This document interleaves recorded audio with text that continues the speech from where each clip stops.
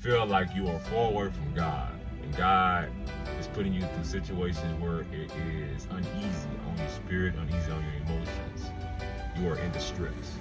But that doesn't mean you're going to be in distress forever. Everything is a season, man. You got to believe that. It's a season. And you're going to glow.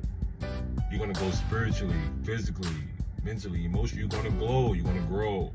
But you have to get through the season. Training is important. All right? It's going to be okay.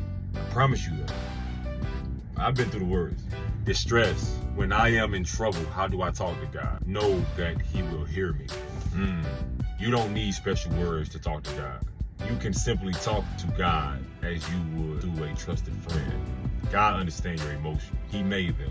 So do not worry about getting too emotional with God. Tell Him your fears, your worries, and claim His promise to rescue you from temptation and danger, and to stay with you no matter what comes, what arises, right?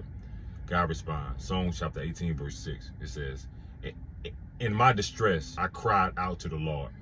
Yes, I prayed to my God for help. He heard me from His sanctuary. My cries reached His ears. All right. Psalm chapter 34, verse 17, it says, the Lord hears His people when they call to Him for help. He rescues them from all their troubles.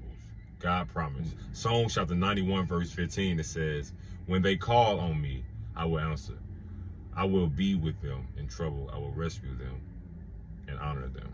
So if you're in a moment of distress, but you got to have discernment when you get them powers. You can't wield everything because everything is not meant for you. All right? But you have to keep your faith, because being distressed is just one of the best things ever, because it teaches you.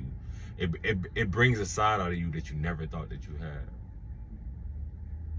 And then you see that, dang, when I'm in a hard situation, when I'm in moments of terror, torture, I'm a whole different person.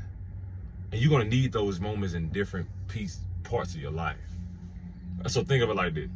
Every moment you go through, the beautiful moments, the scary moments, the horrible moments, those different versions of yourself, you're going to keep going through those cycles until you die.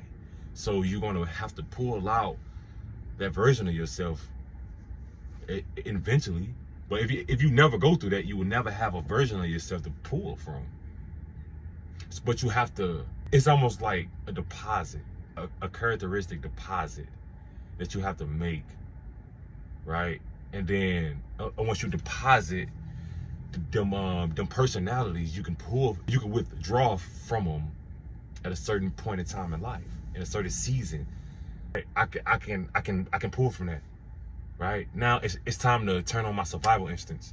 If you're in a moment where you in a room full of executives, right, trying to F you over, you can pull from those moments of like being in the place where when you was down, everybody was kicking you down, and they was kicking you down when you didn't have anything.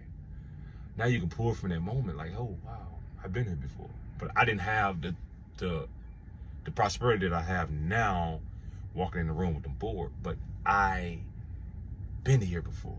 So basically what I'm saying is like, God will put you in situations in the worst moments, because once you elevate, you're going to be in a better position. But the repetition that you had to go through in the worst moments, that's going to be nothing when you actually have the armor and the tools. So that's going to be nothing. Am I making sense? I hope I am. I love you. I truly do. And I just want you to be better. You have to be better. Because you get one life. You have to be better. All right? I'm married to the game. You got to be married to yourself. You got to be married to the game. I believe in you, though. I truly do.